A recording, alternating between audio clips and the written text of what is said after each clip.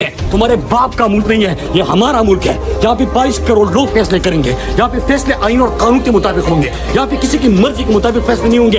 बंद कर दो ये बंद कमरों में फैसले करने वाले, बंद कर दो ये खुद को जमीन पे खुदा समझने वाले।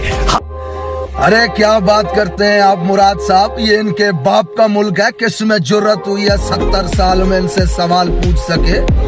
1971 में शेख मुजीबुर रहमान जो 160 नशिस्तें जीत चुका था बंद कमरों के फैसलों में, उसके ऊपर रेड लाइन लगा दी गई और सिर्फ 80 सीटें जीतने वाले भुट्टो को वजीर आजम बनाने की जिद में इस मुल्क को 2 लख्त कर दिया गया। दुनिया ने देखा वो दर्दनाक मंजर जब पाकिस्तान का परचम लहराता हुआ बंगालियों के कदमों पे गिरा और फिर बंगालियों का परचम हवा में बुलंद हुआ।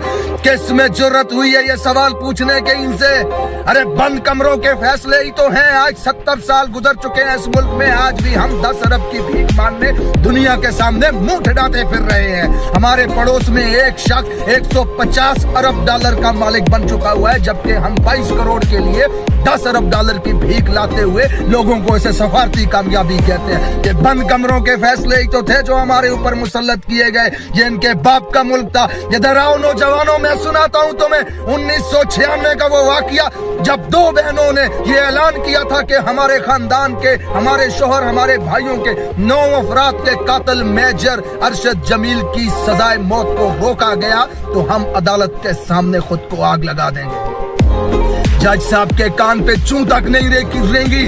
जस्टिस ऑफ सुप्रीम कोर्ट ने सजाए मौत को रोका और फिर पाकिस्तान की फिजा ने वो दर्दनाक मंजर देखा जब 2 बहनों ने खुद को आग लगाई, झुलस के मर गई उस आग में और उनके जिस्मों से उठता हुआ धुआं अदालत के अंदर जाके कमरे में जज के मुंह पे चपेड़े मार रहा था कि खुदा ने तुम्हें इस मुल्क में सबसे मुअज्जज और इज्जतदार और सबसे ताकतवर ओहदा दिया है, फिर किसके बूट की ताकत के नीचे लेटे हुए उसके मुंह को देख करके तुम फैसले करते हो इस मुल्क में। अरे अपने खानदान के 9 मकतूलों को इंसाफ देने के लिए 2 जवान बहनों को खुद को आग लगानी पड़ी।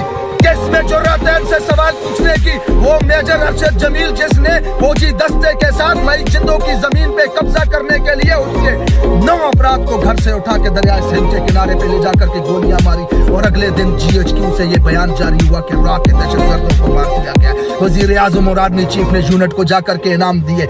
ये तो बाद में सहाफियों की तहकीकात से पता चला कि मेजर अरशद जमील वडेरे के साथ मिलकर मई जिंदों की जमीन पे कब्जा करने के लिए उसके घर के अफराद को अगवा करके लेके जाके कत्ल करता है। अरे कौन है इस मुल्क में इनसे सवाल पूछने वाला? आज 80,000 लोग मरवा दिए दहशतगर्दी में, ड्रोन हमलों में, बम धमाकों में, गोलियों में। किसने पूछा आज तक इनसे सवाल? आज जिस कब्रिस्तान में जाएं आप, वहां पे 50 कब्रों के ऊपर पाकिस्तान का झंडा लहराता हुआ आपको नजर आएगा। मर रहे हैं फौजी रोज दहशतगर्दी में। आज तक एक इंच जमीन पे हमने कब्जा नहीं किया, किसी मुल्क में जाके बमबारी नहीं की, किसी के साथ हालत जंग में नहीं है हम, फिर भी हमारे लोग दहशतगर्दी में मर रहे हैं। किस में जरूरत है सवाल पूछने की इनसे? ये बंद कमरों के फैसले हैं जो इंसानी जानों का सौदा करते हैं, जो जमीरों का सौदा करते हैं, जो हमारे पैसों का सौदा करते हैं। अरे हमारे जिस्मों से, हड्डियों से गोश्त तक नोच कर खा चुके हैं, जो उनको हमारे ऊपर मुसल्लत कर दिया गया, जिनकी करप्शन की दास्तानें कंधार से वाशिंगटन तक फैली हुई है, जो लूट के खा गए हैं इस मुल्क में, जिनके नौकरों के अकाउंटों से अरबों रुपया मिलता है, जिनके गुलामों के अकाउंट से अरबों रुपया मिलता है। इवन फील्ड में खरबों की जायदाद के मालिक 1.8 बिलियन का मालिक वो जरदारी और उसका लौंडा, 1.6 बिलियन का मालिक ये नवाज शरीफ और उसकी लौंडिया हमारे ऊपर मुसल्लत किए गए। अवाम का हर दुश्मन जेलों से निकाल के, अदालतों से निकाल के अवाम के ऊपर हुक्मरान बना दिया गया है। किसके फैसले हैं ये? कौन जा सकता है इनके खिलाफ? आज 22 करोड़ अवाम अगर इमरान खान को मोहसिन समझती है, अगर उन्हें लगता है कि ये शख्स हमें भूख से निकाल सकता है, उन्हें लगता है कि ये शख्स हमें गुर्बत से निकाल सकता है, उन्हें लगता है कि ये शख्स हमें बैनुल अक़वामी दुनिया में इज्जत दिला सकता है, उन्हें लगता है कि ये शख्स हमें गुलामी से आजाद करवा सकता है, तो करने दो अवाम को अपनी मर्जी का फैसला। मत करो हमारे ऊपर मुसल्लत अपने फैसलों को।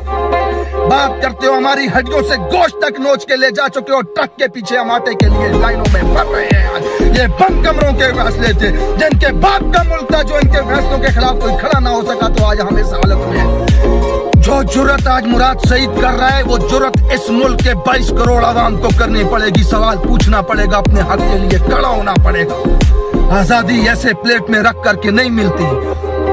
डर को छोड़ो, खौफ को छोड़ो, मेरे से ज्यादा मुहब्बे वतन कौन है? मुझसे ज्यादा अपनी कोच से मोहब्बत करने वाला कौन है? अरे कफन में लिपटी लाश जब घर पे आती है तो आंसू बहाते हुए ये कहते हैं फखर है हमारा बेटा शहीद हुआ वतन पे, होना चाहिए फखर। लेकिन ये सवाल पूछा करो, किसने हमारे बेटे को मारा? किस जंग में हमारा बेटा शहीद हुआ?